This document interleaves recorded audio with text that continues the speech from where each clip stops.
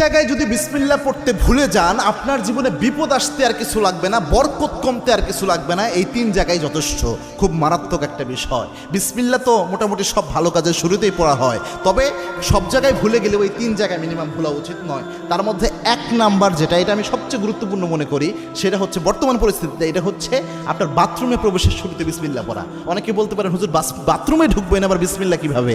বাথরুমের শুরুতে তো আমরা আল্লাহুম্মা ইন্নী আউযু বিকা মিনাল খুবসি ওয়াল খাবাইস পড়ি, এটা না আমরা পড়ি। হ্যাঁ, এটার ব্যাপারে আল্লাহর হাবিব সাল্লাল্লাহু আলাইহি ওয়াসাল্লাম জানিয়েছেন।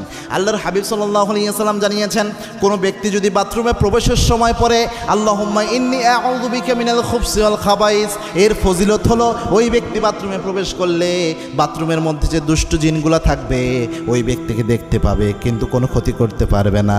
কিন্তু কোনো ব্যক্তি যদি বিসমিল্লাহ লাগিয়ে দিতে পারে, বিসমিল্লাহি আল্লাহুম্মা ইন্নী আউযু বিকা মিনাল খুবসি ওয়াল খাবাইস, এই বিসমিল্লাহ সহ যদি দোয়াটা পড়তে পারে,